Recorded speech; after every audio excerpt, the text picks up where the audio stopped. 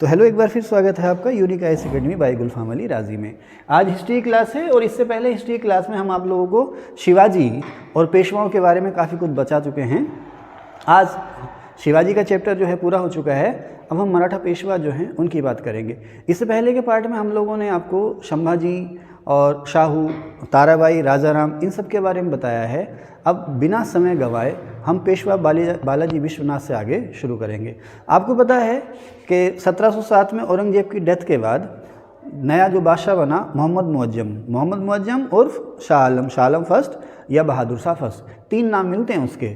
सन 1707 में जब ये बादशाह बना 65 साल की उम्र में, तो इसका नाम था मोहम्मद मुअज्जम, ठीक है ना। इसके दो टाइटल मिलते हैं, एक शाह आलम और एक बहादुर शाह। तो इतिहास में शाह आलम और बहादुर शाह और भी हुए हैं। एक तो बहादुर शाह जफ़र हुआ है, ठीक है ना।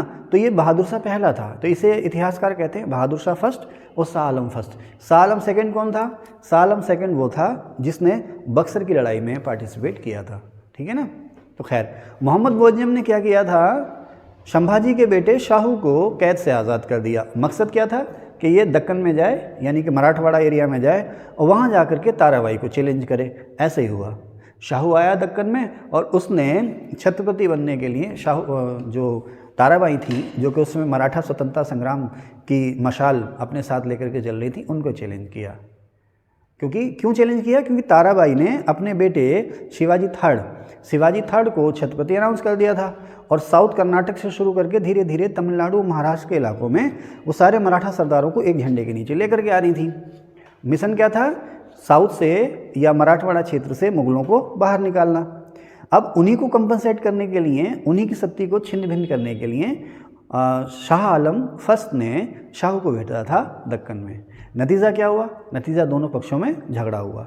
अब यहाँ पर शाहू को जो साथ मिला था वो बालाजी विश्वनाथ का मिला था। ये भी मराठा सरदार थे। इनकी बहादुरी से शाहू जो था ताराबाई को हराने में सक्सेसफुल रहा। ताराबाई को हरा दिया गया। हराने के बाद ताराबाई से जो है संधि की, उनकी हत्या नहीं की, उनको पलायन के लिए मजबूर नहीं किया, उनसे संधि की। कोल्हापुर में उन्हें छोटी सी जागीर दी, वो कोल्हापुर चली गई और बाकी सारा जीवन उन्होंने अपना वहीं गुजारा। अब जो छत्रपति हो गए वो हो गए शाहू, और शायद ये पिछले पार्ट में मैंने आपको बताया भी था कि उन्होंने टाइटल ले लिया छत्रपति शाहू जी महाराज का। ओके। अब ये घटना जो है सन 1713 की है और 1713 में बैटल ऑफ खेड़ा या खेड़ा के युद्ध में शाहू ने ताराबाई को, नहीं 1713 की घटना नहीं है ये, उससे पहले एक घटना है 1713 में। तो ये हुआ है, क्या हुआ 1713 में? 1713 में शाहू ने बालाजी विश्वनाथ को, खेड़ा का युद्ध जो हुआ है वो 1707 में ही हुआ है, ठीक है ना। खेड़ा का युद्ध 1707 में ही हुआ है। 1713 में हुआ ये है कि शाहू ने बालाजी विश्वनाथ को अपना पेशवा बना दिया। पेशवा का पद किसने बनाया था? मैंने बताया ना आपको, पेशवा का पद आसिया किसने बनाया था? शिवाजी ने ना। आप आई थी क्लास में? नहीं आई थी, रोज आया करो। तो पेशवा का जो पद बनाया था वो शिवाजी ने बनाया था। शिवाजी के जो प्रमुख सलाहकार थे या प्रधानमंत्री थे, या शिवाजी के एम्पायर में शिवाजी के बाद जो नंबर 2 थे वो थे पेशवा यानी कि प्रधानमंत्री, शिवाजी के प्रधानमंत्री या वजीर या चीफ एडवाइज़र। तो पेशवा का जो पद बनाया था वो शिवाजी ने बनाया था। धीरे धीरे ये जो पोस्ट थी काफ़ी पावरफुल हो चुकी थी। अब शाहू ने अपना पेशवा बनाया बालाजी विश्वनाथ को, ठीक है ना। मैंने यहाँ लिखा भी है, बालाजी विश्वनाथ का जो समय है वो सन 1713 से 1720 तक का है। ओके, ध्यान रखना, ये पहले पेशवा नहीं थे, शाहू के पहले पेशवा थे, ठीक है। अब इन्होंने क्या किया, अब अगर आप यहाँ पर देखें तो ये जो मैंने आपको लिखा है भोंसले, होलकर, ये बहुत बात की चीज़ें हैं। यहाँ आप देखें तो मैंने ये एरिया यहाँ पर बनाया है, निज़ाम ऑफ हैदराबाद। एक मुग़ल सरदार होता था चिन किलिच खां, समझ रहे ना। तो ये मुग़ल बादशाह का वफादार प्रधानमंत्री था, सूबेदार था चिन किलिच खां। क्या नाम था इसका? चिन किलिच खां। इसने साउथ में अपना इंडिपेंडेंट एम्पायर बना लिया था हैदराबाद में। स्वतंत्र हैदराबाद रियासत की जो फाउंडेशन या स्थापना की थी वो चिन किलिच खां ने की थी। मुग़ल किंग से बाद में इसको टाइटल मिला था निज़ामुल मुल्क आसफ जाह, शॉर्ट में निज़ाम। तो इसीलिए इसके एम्पायर को कहा गया था निज़ाम हैदराबाद या हैदराबाद का निज़ाम। आज का जो आंध्र प्रदेश और तेलंगाना है, आंध्र प्रदेश तेलंगाना, उसमें कुछ महाराष्ट्र का इलाका भी, कुछ कर्नाटक का इलाका भी, ये सारा का सारा जो बनता था हैदराबाद रियासत बनता था। इसका जो किंग था वो निज़ाम था, पहला किंग, उसको टाइटल मिला गया था निज़ामुल मुल्क आसफ जाह। उसके बाद जितने भी किंग हुए उन्होंने सबको अपने आप को हैदराबाद का निज़ाम कहा, ठीक है ना। ओके, निज़ाम मीन्स किंग। ओके, अब निज़ाम हैदराबाद और मराठे, इन दोनों में आपस में झगड़े शुरू हो गए समय के साथ धीरे धीरे, लेकिन अभी इसकी बात नहीं करेंगे। आपने एक सुना होगा किंग मेकर्स, हिंदी में कहते हैं इसको नृप निर्माता, किंग मेकर्स या नृप निर्माता। एक्चुअली दो भाई थे, सैयद हुसैन अली खां और हुसैन अली खां और सैयद अब्दुल्ला खां।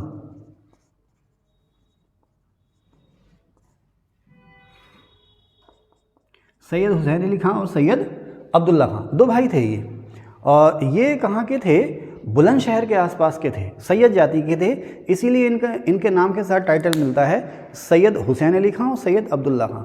देखो, मुग़लों में औरंगजेब के समय में, औरंगजेब जानते हैं ना, आपने पता ना, इनकी क्रोनोलॉजी पता है। बाबर का बेटा कौन, हुमायूं। हुमायूं की डेथ कब हो जाती है, हुमायूं की डेथ कब हुई, हुमायूं की डेथ कब हुई, 1555 में, ठीक है ना। 1555-56 में हुमायूं की डेथ हुई। उसके बाद अकबर किंग बनता है। अकबर ने 1605 तक राज किया।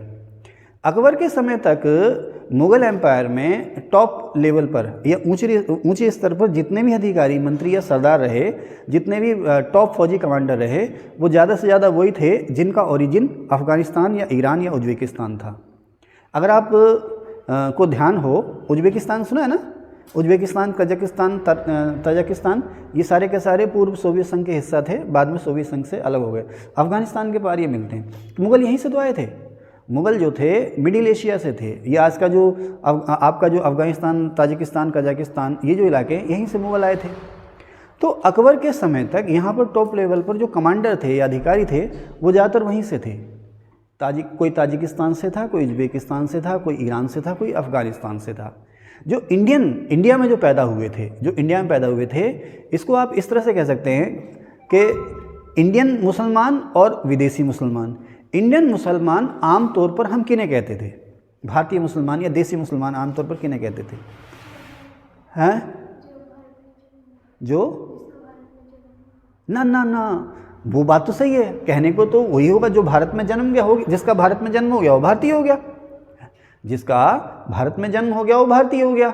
लेकिन एक्चुअली इंडियन मुसलमान या देसी मुसलमान उनको कहते थे जो कन्वर्ट हुए थे, जिनके पूर्वज मुस्लिम नहीं थे, जिनके पूर्वजों ने मुस्लिम धर्म अपना लिया था। ध्यान रखना इस बात को।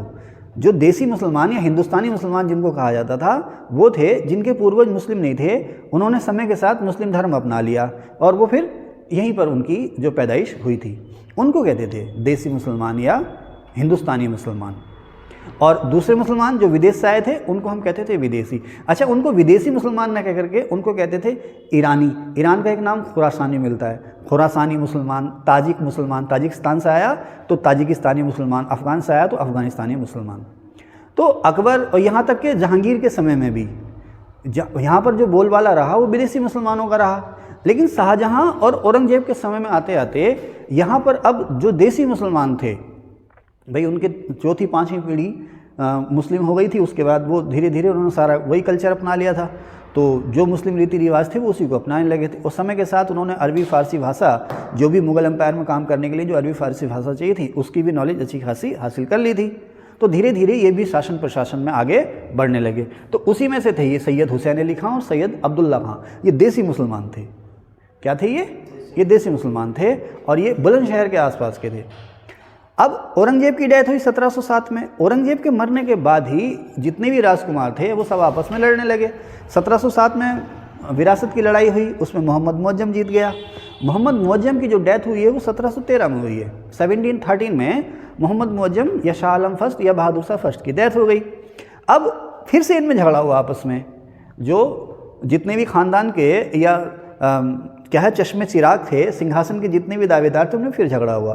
इन झगड़ों में जो कामयाबी मिली वो मिली जहांदार शाह को। 1713 में ये जो जहांदार शाह था ये राजा बना 1713 में। 1713 ये देखिए वही समय है जब बालाजी विश्वनाथ पेशवा बना था। 1713 में जहांदार शाह जो है वो मुगल किंग बना, लेकिन ये बहुत ही बिलासी प्रवृत्ति का था, राजकाज पे इसका कोई खास ध्यान था नहीं। तो इसकी वजह से मुगल एम्पायर जो था न केवल टूटने लगा बल्कि बहुत कमज़ोर होने लगा, खजाना भी खाली होने लगा। 1719 में इसको मार करके, जहांदार शाह को मार करके अब जो किंग बनता है वो बनता है फर्रुखशियर। इसको मार करके किंग बनता है फर्रुखशियर। और फर्रुखशियर को किंग बनवाने में जो रोल था, जो किरदार था, या फर्रुखशियर को गद्दी दिलवाने में जो महत्वपूर्ण भूमिका थी वो इन दो भाइयों की थी, सैयद हुसैन अली खां और सैयद अब्दुल्ला खां। इन्होंने मुग़ल दरबार में हिंदुस्तानी गुट बना रखा था और मुग़ल दरबार में जो हिंदुस्तानी गुट था उसके सर्वेसर्वा थे, ये उसके लीडर थे। अब फर्रुखशियर को जब इन्होंने बादशाह बनाया तो फर्रुखशियर इनका एहसानमंद हो गया, है ना। इसने फर्रुखशियर ने अपना बनाया मीर बख्शी। मैं बताऊंगा मीर बख्शी क्या होता है। इसको फर्रुखशियर ने अपना मीर बख्शी बनाया। मीर बख्शी जो थे मुग़लों में कहते थे कमांडर इन चीफ को, सेनापति। मुग़ल प्रशासन जब मैं आपको पढ़ूंगा तो उसमें बताऊंगा कि मीर बख्शी क्या हुआ, सेनापति या कमांडर इन चीफ। तो सैयद हुसैन अली खां जो था इसका आर्मी चीफ था या मीर बख्शी था, आपसे पूछ सकता है। अब फर्रुखशियर जो था इन दोनों से पीछा छुड़ाना चाह रहा था या इन दोनों को मरवाना चाह रहा था। क्यों? क्योंकि इन्होंने इसे राजा बनाया था और ये काफ़ी पावरफुल थे। फर्रुखशियर इनको मारने की साजिशें रचने लगा। इनको पता चल गया, इन दोनों भाइयों को पता चल गया कि जो फर्रुखशियर है वो हमें निपटाने के चक्कर में है। तो ऐसे में इस समय जब ये साजिश हो रही थी तो ये जो हुसैन अली खां था ये यहाँ कहीं था दक्कन में। दक्कन माने दक्षिण भारत। दक्षिण भारत और दक्षिण में थोड़ा सा अंतर है। ये पूरा का पूरा इलाका जो आप देख रहे हो ना यहाँ से यहाँ तक, ये इलाका कहलाता है दक्षिण भारत और उसमें ये जो हिस्सा है ना ये कहलाता है दक्कन। हुसैन अली खां जो था इस समय दक्कन में था मुग़ल फौज के साथ। अब्दुल्ला खां दिल्ली में था। अब्दुल्ला खां को इसने अपना बनाया था वज़ीर। वज़ीर माने प्रधानमंत्री, जैसे शिवाजी ने नाम दिया पेशवा। बात समझ आ रही है? स्टोरी बोल रहा हूँ, अगर कुछ समझ में ना आए तो पूछ लेना, है ना। ये भूल जाना कि सामने रिकॉर्ड हो रहा है। अगर कोई कुछ समझ में ना आए तो बीच में टोक देना, ठीक है। वज़ीर समझ गए? वज़ीर माने प्रधानमंत्री। वज़ीर का जो पद था वो भारत में तुर्क लेकर के आए। वो जो मोहम्मद गोरी कुतुबुद्दीन ऐबक के जो वंशज थे वो लेकर के आए वज़ीर। मुग़लों के समय में भी ये वज़ीर चलता रहा। शिवाजी ने इसको नाम दिया पेशवा जी। तो पेशवा की बात कर रहे थे। पेशवा का जो पद बनाया वो शिवाजी ने बनाया। तो जैसे पेशवा वैसे मुग़लों में होता था वज़ीर। तो अब्दुल्ला खां जो था फर्रुखशियर का वज़ीर था और हुसैन अली खां जो था मीर बख्शी था। इन दोनों को साजिश का पता चल गया। मीर बख्शी को अब्दुल्ला खां ने मैसेज भेजा कि भाई ऐसे ऐसे मामला गड़बड़ है, तुम यहाँ पर तुरंत आओ। तो अब दक्कन में हुसैन अली खां ने मराठों से हेल्प मांगी। उसे पता था अगर मैं अकेला फौज लेकर जाऊँगा तो हो सकता है मैं हरा दिया जाऊँ। अब मराठे जो थे एक पावर के रूप में उभरने लगे थे, खास करके बालाजी विश्वनाथ ये अच्छी खासी पावर के रूप में उभरने लगा था। क्योंकि उसी समय जब ये पेशवा बना तो इसने इधर हैदराबाद के निज़ाम को मैसूर पर दबाव डाला, हैदराबाद के निज़ाम को हराया और आसपास के जो मराठा सरदार थे उनको ये हरा चुका था। इसने यानी कि हुसैन अली खां ने विश्वनाथ से सहायता मांगी। बालाजी विश्वनाथ ने इसको मौका समझा या इसको मौके के रूप में लिया। बोला ठीक है, इसकी हेल्प करता हूँ, इसके साथ लेकर के दिल्ली पे धावा बोलता हूँ, इससे मुझे मुग़ल राजनीति में दखल देने का मौका मिल जाएगा। यही हुआ। मराठा फौज के साथ हुसैन अली खां दिल्ली पे चढ़ाया और हुसैन अली खां ने बालाजी विश्वनाथ के साथ मिल करके दिल्ली को घेर लिया और फर्रुखशियर को मार दिया। फर्रुखशियर को मार के, ध्यान रखना, फर्रुखशियर को मार के अब जो नया किंग इन्होंने बनाया वो बनाया रफ़ीउद्दर्जात को। फर्रुखशियर को मार के नया किंग इन्होंने बनाया रफ़ीउद्दर्जात को, ठीक है। और रफ़ीउद्दर्जात को जब किंग बनाया तो उससे बहुत सारे समझौते किए या उससे बहुत सारे समझौते मानने के लिए मजबूर किया। बहुत सी बातें रही होंगी। अभी फ़िलहाल हम मराठों के बारे में बात कर रहे हैं। तो मराठों के लिए हुआ, रफ़ीउद्दर्जात ने कहा कि भाई शिवाजी ने जितना भी इलाका जीता था वो सारा का सारा इलाका अब मराठों को दिया जाएगा। शिवाजी ने, उसे कहते हैं शिवाजी का देश, शिवाजी ने जितना भी इलाका जीता था वो सारा इलाका मराठों को वापस मिलेगा। नंबर एक बात, मराठों ने शिवाजी के समय में और शिवाजी के बाद जितने भी इलाके जीते हैं वो सारे मराठों के हैं। मुग़ल उसमें दखल नहीं देंगे। शाहू को छत्रपति मान लिया। अभी तक शिवाजी और औरंगजेब में झगड़ा रहा, उसके बाद जो छत्रपति रहे उनमें भी झगड़ा रहा। रफ़ीउद्दर्जात यानी मुग़ल किंग ने अब शाहू को छत्रपति मान लिया, यानी किंग मान लिया। अब इनकी स्थिति एक राजा की हो गई, पड़ोसी राजा की, बराबर समान स्थिति भी आ गए। तीसरी बात, शिवाजी ने एक टैक्स शुरू किया था जिसका नाम था चौथ। चौथ का मतलब ये था, शिवाजी अपने आसपास की रियासतों को ये गारंटी देते थे कि अगर आप पर कोई और हमला करेगा तो हम आपकी सुरक्षा करेंगे। शिवाजी जो थे ना, अपने आसपास के जो एम्पायर थे, रियासतें थी छोटी बड़ी, उनको गारंटी ये थी कि अगर आप पर कोई हमला करेगा तो हम आपकी हिफाजत करेंगे, नंबर एक बात। दूसरा, हम भी आप पर हमला नहीं करेंगे, ना हम आप पे हमला करेंगे और ना आप पर कोई हमला होने देंगे। लेकिन इसके एवज में आपको हमें एक टैक्स देना होगा जिसका नाम था चौथ, और ये उस रियासत के टोटल रेवेन्यू का लगभग 1/4 होता था। उस रियासत के टोटल रेवेन्यू का लगभग 1/4 होता था, इसीलिए इसका नाम था चौथ। इसके अलावा शिवाजी ने कहा कि हमारे जो पूर्वज थे वो लगान वसूला करते थे, लगान वसूली एजेंट थे, तो लगान वसूली, जितना भी आप लगान वसूल रहे हैं उसमें से 10% हिस्सा हमारा अलग से होगा। चौथ तो देनी है, जितना आप लगान वसूल रहे हैं उसका 10% हिस्सा आप हमें अलग से देंगे। उसको नाम दिया गया था सरदेशमुखी। ये एक सवाल आ जाता है कि चौथ और सरदेशमुखी जो टैक्स हैं ये किसने लगाए? शिवाजी ने लगाए। तो अब मुग़ल बादशाह ने इन्हें कहा कि आप दक्कन में जितने भी मुग़ल प्रांत हैं, जिसमें हैदराबाद भी शामिल है, दक्कन में जितने भी मुग़ल प्रांत हैं उनसे चौथ वसूल सकते हो, उनसे चौथ और सरदेशमुखी वसूल सकते हो।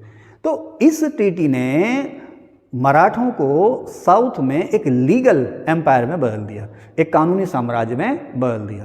तो एक इतिहासकार हुआ रिचर्ड टेम्पल, उसने इस संधि को, कौन सी संधि को, जो रफ़ीउद्दर्जात ने की, किसने करवाई? हुसैन अली खान ने करवाई। किसको मारकर करवाई? फर्रुख शेर को मारकर करवाई। इसको कहा है मराठा एम्पायर का मैग्ना कार्टा। मैं लिखाऊंगा भी आपको, मराठा एम्पायर का मैग्ना कार्टा। ये सारी स्टोरी में सुना रहा हूँ आपको, उसके बाद ये सारी चीज़ें मैं लिखाऊंगा भी इसमें, ठीक है ना। अभी आप ध्यान से सुनते रहिए। इसको कहा गया मराठा एम्पायर का मैग्ना कार्टा। क्यों? क्योंकि भाई आप देखो ना, एक जो है कि गुरिल्ला से ऊपर उठ करके, और मुग़ल जो है केवल इनको एक लुटेरा मानते थे, उससे ऊपर उठ करके अब ये बराबर की स्थिति में आ गए। न केवल बराबर की स्थिति में आ गए बल्कि आसपास से चौथा सरदेशमुखी, ये टैक्स वसूली का अधिकार भी इनको मिल गया। ठीक है साहब। उसके बाद 1720 में बालाजी विश्वनाथ की डेथ हो जाती है। उसके बाद इनके बेटे बाजीराव फर्स्ट पेशवा बनाए जाते हैं। 17 साल की उम्र में बाजीराव फर्स्ट पेशवा बनते हैं। इनका एक टाइटल था लड़ाकू पेशवा, इनको कहा जाता है लड़ाकू पेशवा।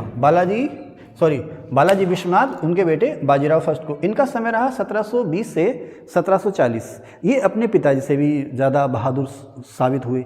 इनके बारे में एक कोटेशन आती है, इन्होंने शाहू से कहा कि मुग़ल साम्राज्य जो है अब एक पुराना खोखला पेड़ हो चुका है। इन्होंने कहा कि मुग़ल साम्राज्य जो है एक पुराना खोखला पेड़ हो चुका है, आइए हम इसके तने पर वार करें, शाखाएं तो अपने आप गिर जाएंगी। शाखाओं का मतलब क्या था? हैदराबाद का निज़ाम, बंगाल का नवाब, उधर राजपूताना में छोटे छोटे राजपूत राजा जो मुग़लों को अपना किंग मानते थे। उसने कहा मुग़ल अब कमज़ोर हो चुके हैं, बूढ़ा वृक्ष हो चुका है ये, इसके तने पर, इसका जो खोखला तना है उस पर वार करो। शाखाओं से मत लड़ो, छोटी मोटी जो रियासतें हैं उनसे मत लड़ो, तना उड़ेड़ दो, शाखाएं अपने आप ख़त्म हो जाएंगी। किसने कहा? बाजीराव फर्स्ट ने कहा था। किससे कहा था? शाहू से। तो शाहू ने इसके जवाब में ये कहा था कि आप निश्चित ही एक योग्य पिता की योग्य संतान हैं, आप निश्चित ही योग्य पिता की योग्य संतान हैं, और आप मराठा पताका को, पताका माने झंडा है ना, मीन्स एम्पायर, मराठा पताका को कटक कहाँ हुआ? उड़ीसा में, ये हुआ कटक। आप निश्चित ही मराठा पताका को कटक से अटक तक गाड़ देंगे। ये रहा आपका अटक, पाकिस्तान अफगानिस्तान बॉर्डर पर ये इलाका है अटक, सिंधु नदी किनारे है। अक्सर विदेशी हमलावर यहीं से होकर के भारत में प्रवेश करते थे। तो इन्होंने कहा कि आप निश्चित ही योग्य पिता की योग्य संतान हैं, और आप मराठा पताका को कटक से अटक तक पहुंचा देंगे, या कटक से अटक तक गाड़ देंगे। बात क्लियर? समझ में आ रही बात? कुछ है? कुछ पूछना है? पूछना है तो बताओ। आपने पूछना है तो कमेंट कीजिए, हम बताएंगे आपको। ठीक है? ठीक है साहब। तो अब होता क्या है, बाजीराव फर्स्ट इस तरह से बहुत ही लड़ाकू थे, बहादुर थे। एक राजपूत सरदार हुए हैं छत्रसाल, यहाँ पे लिख दूँ मैं, थोड़ा सा इसको मिटा दूँ, ये तो आप लोगों ने लिख ही लिया हुआ है ना। अगर आप लोगों को कुछ लिखना चाह रहे हैं तो इसका स्क्रीनशॉट ले लीजिए।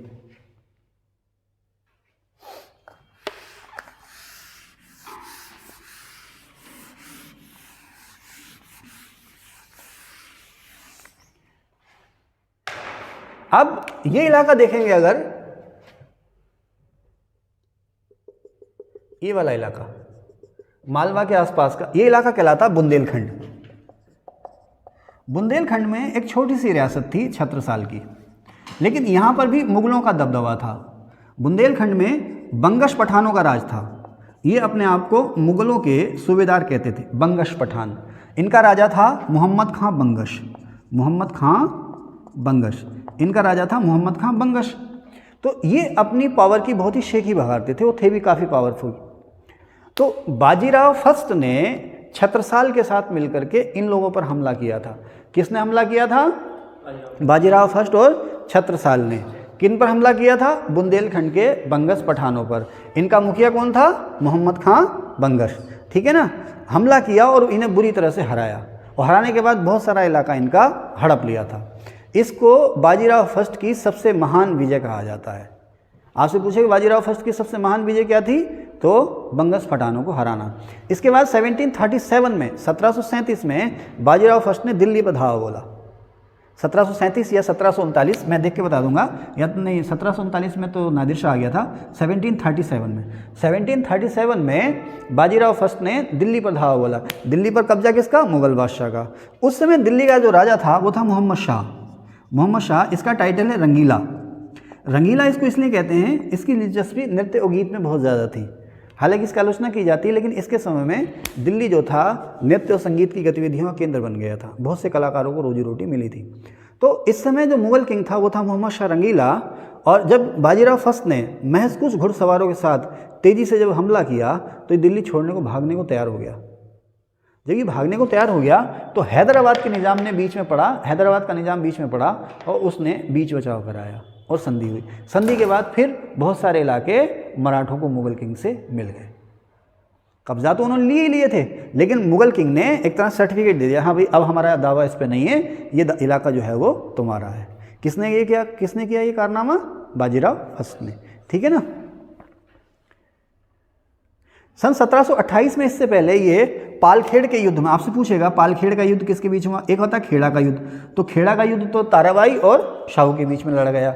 सन 1728 में पालखेड़ का युद्ध ये लड़ा गया था निज़ाम हैदराबाद और बाजीराव फर्स्ट के बीच में। इसमें इसने बुरी तरह से हराया था निज़ाम को। तो अब ये जो बाजीराव फर्स्ट है, बाजीराव फर्स्ट जो है, इसके समय में मराठों ने मैक्सिमम एक्सटेंशन किया है, सबसे ज़्यादा विस्तार किया। मराठों का जो एम्पायर था बाजीराव फर्स्ट के समय में, आप यकीन कीजिए यहाँ से लेके यहाँ तक भारत के अधिकांश हिस्से में पहुँच गया था। क्या राजपूताना, क्या गुजरात, क्या मध्य भारत, पश्चिम भारत, हैदराबाद, हर जगह पर। हैदराबाद रियासत इसके समय तक आते आते बहुत सिकुड़ गई थी, धीरे धीरे कुतर के खा गए थे इसको। तो बाजीराव फर्स्ट जो था सबसे ताकतवर पेशवा था, इसका टाइटल था लड़ाकू पेशवा।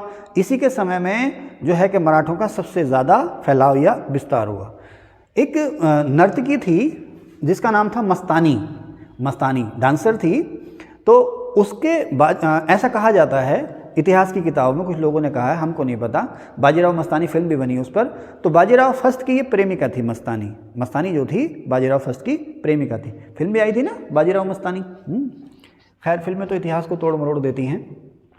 तो 1740 में इसकी डेथ हो गई। इसकी डेथ के बाद बालाजी बाजीराव जो है नया पेशवा बना। ये इसका बेटा था, बाजीराव फर्स्ट का बेटा बालाजी बाजीराव अब पेशवा बना है 1740 में। तो 1740 से 1761 तक ये रहा। इसका जो समय रहा वो आमतौर पर शांति का समय रहा और सुदृढ़ता का समय रहा। सुदृढ़ता का मतलब जो इलाके हम पा चुके हैं या फैला चुके हैं उनमें अपने शासन प्रशासन को मजबूत करना, ठीक है ना। इसके समय में मराठा संघ बना, मराठा फेडरेशन या मराठा फेडरेशन ना कह करके मराठा कॉन्फेडरेशन बोलते हैं उसको। बताऊंगा कॉन्फेडरेशन का मतलब क्या हुआ। इसके समय मराठा संघ बना। जैसे भारत संघ है ना, भारत क्या है? संघ है। भारत संघ है, यहाँ पर दो सरकारें हैं, एक केंद्र सरकार और एक राज्य सरकार। दोनों सरकारों को अपने अपने अधिकार प्राप्त हैं, है ना। लेकिन संघ में राज्यों को अलग होने का अधिकार नहीं है। संघ में राज्यों को अलग होने का अधिकार नहीं है, वो केंद्र को ज़्यादा पावर है। कभी भी कोई दिक्कत होती है, अगर राज्य केंद्र की नीतियों से अलग चलते हैं, संविधान के खिलाफ चलते हैं, संविधान कानून के खिलाफ चलते हैं, तो केंद्र जो है राज्य में चुनी हुई सरकार को बर्खास्त भी कर सकता है, जानते हैं ना। तो हमारे यहाँ संघ है, लेकिन संघ में केंद्र मजबूर थे। ये जो बालाजी बाजीराव हैं, इन्होंने क्या किया, जितने भी मराठा सरदार थे, दूर दूर तक फैले हुए मराठा सरदार थे, उन्हें आज़ादी दी। आज़ादी ये दी कि आप चाहे जितना इलाका आप जीत सकते हो जीतो। इन्होंने कहा जितना इलाका आप जीत सकते हो जीतो, जो इलाका आप जीतोगे वो आपका होगा, लेकिन पूरा का पूरा जो मराठा एम्पायर होगा वो एक संघ के रूप में होगा, राजा मैं ही हूँगा।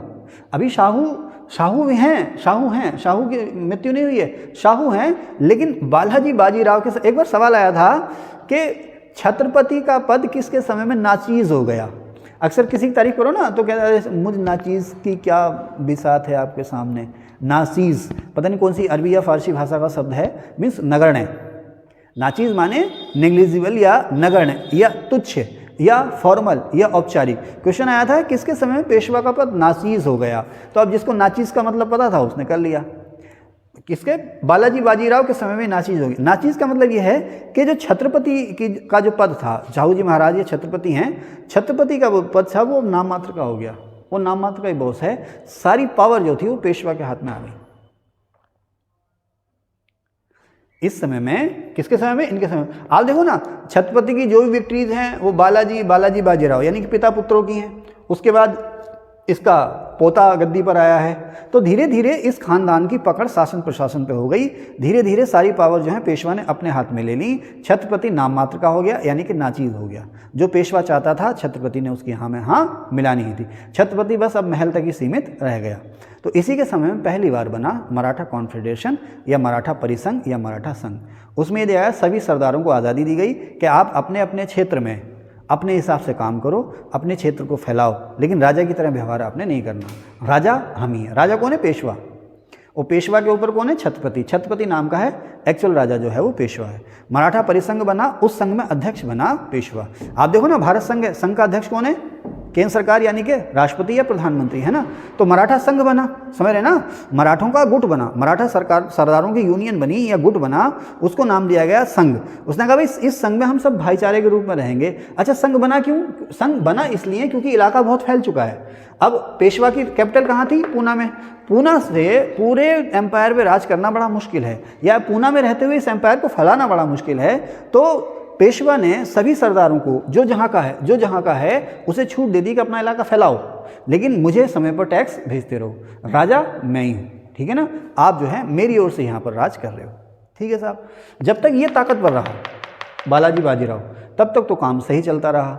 जैसे जब तक औरंगजेब ताकतवर रहा, भाई औरंगजेब के समय में भी तो यही हुआ था। बहुत सारे सूबेदार थे। मुगलों ने अफगानिस्तान और पूरे के पूरे भारत, जिसमें वर्तमान पाकिस्तान और बांग्लादेश भी शामिल है, इन सब पर कब्जा कर लिया था।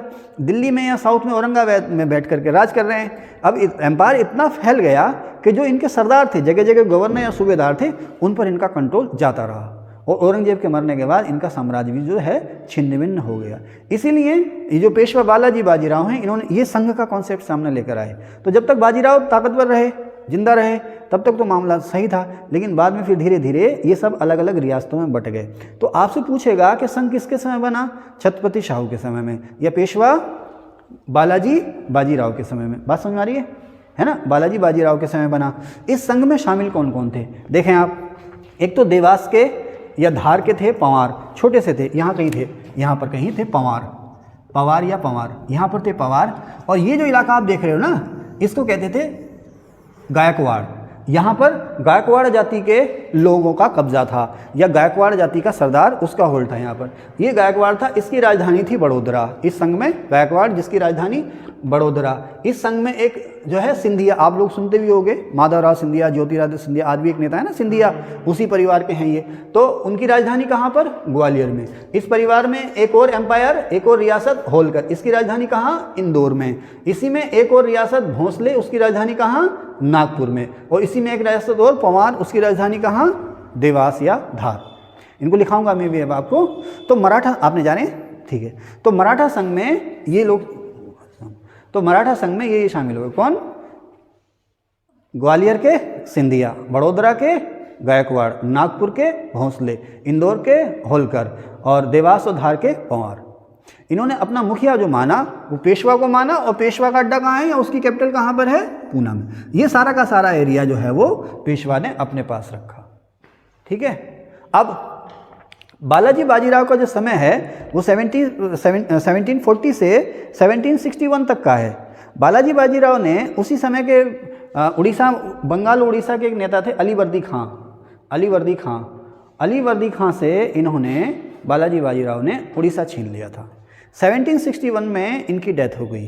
डेथ की वजह क्या थी उस पर बात करते हैं। 2 मिनट सांस ले लेते हैं, इसको रोक दीजिए। तो यहाँ से अब एंट्री होती है अहमद शाह अब्दाली की, और अहमद शाह अब्दाली वजह बनता है मराठों के डिक्लाइन की। देखिए 1761 तक आते आते जो मुग़ल किंग था वो दिल्ली और उसके आसपास के इलाकों तक सिमट गया था। बंगाल में बंगाल के नवाब, अवध में अवध के नवाब, हैदराबाद में निज़ाम, इसके अलावा बाकी इलाकों में कहीं राजपूत और कहीं मराठे जो थे, जहाँ मर्जी वहाँ को हमले करते थे, वो अपने इलाके जीत लेते थे। ऐसे में जो अफ़गानिस्तान का लुटेरा था अहमद शाह अब्दाली, उसका ध्यान भारत की तरफ हो गया। उसने चाहा कि भारत में अस्थिरता है, भारत में कोई एक सेंट्रल पावर है नहीं, ये मौका है भारत पर हमला करने का और दिल्ली पर अपना शासन कायम करने का। इसी सोच को लेकर के अहमद शाह अब्दाली ने भारत पर कई हमले किए। उसने भारत पर पहला हमला किया 1748 में, 1748 में पहला हमला किया, और 1767 में उसने 7वां हमला किया। 1748 से 1767 तक उसने भारत पर कुल 7 हमले किए। पहला हमला जो 1748 में उसने किया था पंजाब पर किया, लेकिन उस समय हमारे यहाँ जो मुग़ल किंग था वो था मोहम्मद शाह रंगीला, जो मैंने ये भी आपको बताया। मोहम्मद शाह रंगीला ये उस समय किंग था। जब इसने हमला किया पंजाब पर, तो मोहम्मद शाह रंगीला का बेटा अहमद शाह उस समय पंजाब का गवर्नर था। अहमद शाह जो था उस समय पंजाब का गवर्नर था। अहमद शाह ने इसको अब्दाली को रोक लिया। नादिर शाह का नाम सुना है? 1739 में नादिर शाह ने दिल्ली पर धावा बोला था, और वो मयूर सिंहासन या तख्ते ताउस लूट कर ले गया था। ध्यान है ना, अफगान लुटेरा था ये जो अहमद शाह अब्दाली था उसका कोई रिश्तेदार नहीं था, उसका कमांडर था। नादिर शाह बेऔलाद था, उसका कोई बेटा नहीं था। तो जब नादिर शाह की मौत हुई तो अहमद शाह अब्दाली जो था अफ़गानिस्तान का राजा बना, और उसने फिर दावा किया दिल्ली पर और हमला किया। तो 1748 में अहमद शाह अब्दाली ने जब हमला किया, पहले हमले में हार गया, दोबारा फिर हमला किया, उसके बाद वो कभी नहीं हारा। उसके बाद उसने दिल्ली पर अपना कठपुतली राजा बिठा दिया। उसका मकसद ये था कि वो दिल्ली पर राज करेगा या भारत पे राज करेगा। दिल्ली के तख्त पर अब्दाली बैठ भी गया, लगभग 1 महीने तक यहाँ रहा, लेकिन उसी समय अफ़गानिस्तान के हालात बदल गए, वहाँ पर किसी ने बगावत कर दी। दूसरा यहाँ पर हैजा पता नहीं चैचक क्या है वो फैल गया, तो यहाँ से चला गया। लेकिन यहाँ से जाने से पहले वो नजीबुद्दौला को दिल्ली दरबार में अपना रिजेंट या अपना रिप्रेजेंटेटिव या अपना प्रतिनिधि अपॉइंट कर गया। मुग़ल बादशाह ने कहा कि वे दिल्ली दरबार में ये मेरा प्रतिनिधि है, इसकी हेल्प से आप जो है राजकाज करोगे। अब्दाली लौट गया, नजीबुद्दौला दिल्ली दरबार में रहा।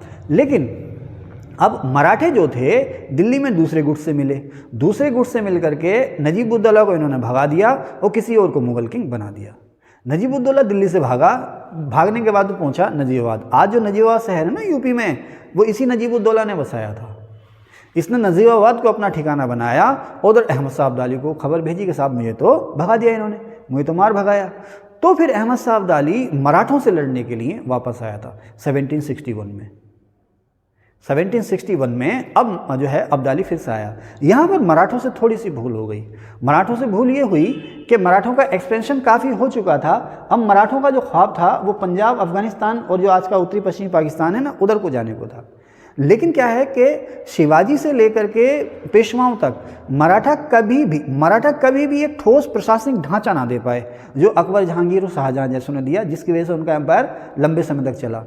मराठा एम्पायर आखिर तक एक जो है पुलिस स्टेट ही बना रहा, लड़ाकू स्टेट ही बना रहा। अगर लगान भी वसूलना है तो फौज भेजो। जनता के लिए, जनता की भलाई के लिए कुछ विशेष काम उस समय हमें दिखते नहीं हैं।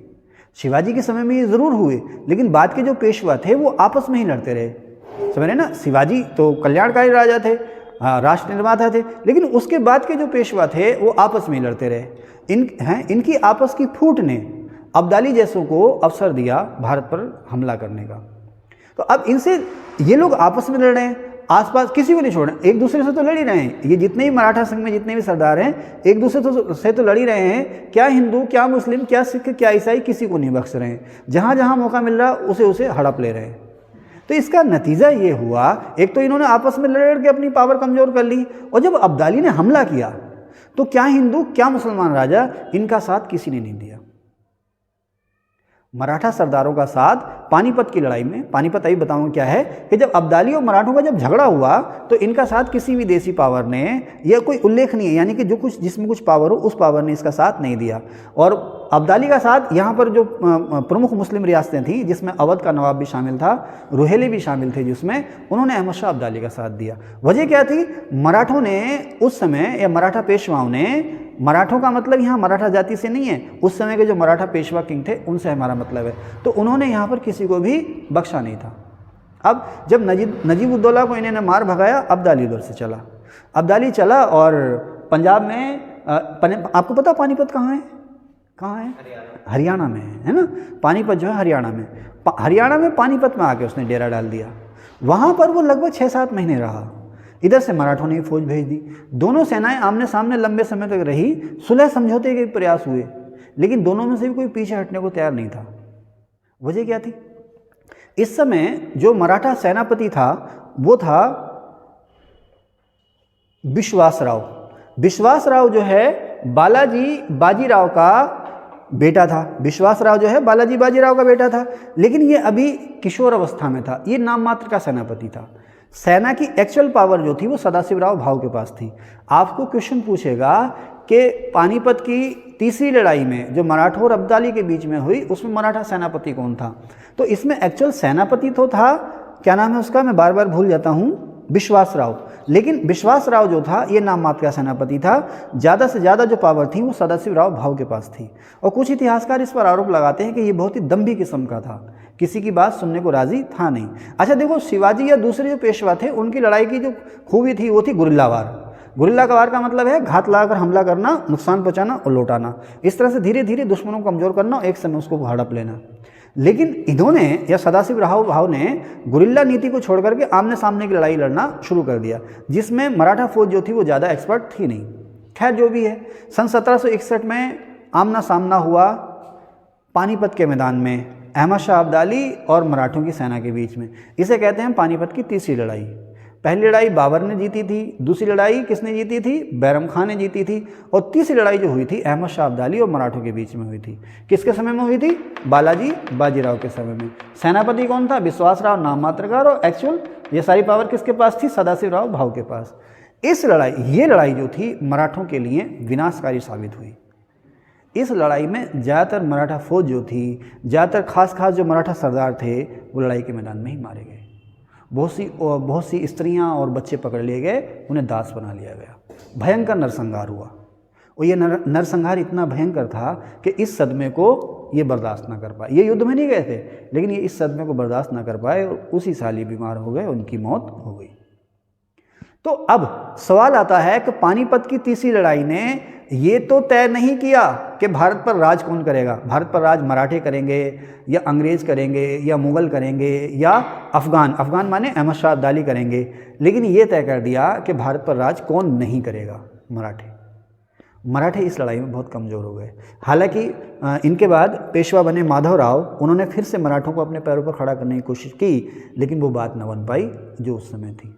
बालाजी बाजीराव के समय में मराठा एम्पायर जो था वो अपने पीक पर था, इसके बाद फिर इसका ढलान शुरू हो गया। तो कहते भी हैं कि मराठों का पतन कहाँ से शुरू हुआ, पानीपत की तीसरी लड़ाई से। ठीक है, तो अब आप लोग जाइएगा नहीं, मैं इन्हीं चीज़ों को, जितनी भी स्टोरी मैंने बालाजी विश्वनाथ से लेकर के अब तक शुरू की है, वो सारी की सारी स्टोरी मैं यहाँ पर लिखता हूँ, उसके बाद आप उसका स्क्रीनशॉट ले लीजिएगा। इसको रोक दीजिए। तो जितना भी इस समय मैंने आपको इस पूरी क्लास में जो स्टोरी सुनाई है, जितना ही मैंने आपको समझाया है, वो सारा एक नोट्स के रूप में बोर्ड पर लिख दिया है और आपकी सेवा में प्रस्तुत है। आपको अलग से कहीं से नोट्स लेने की ज़रूरत नहीं है, आप इसका स्क्रीनशॉट लीजिए, स्क्रीनशॉट लेकर इसको अपनी कॉपी में लिख लीजिए। Thank you. इसको रुक जाओ, स्क्रीनशॉट लेने दो।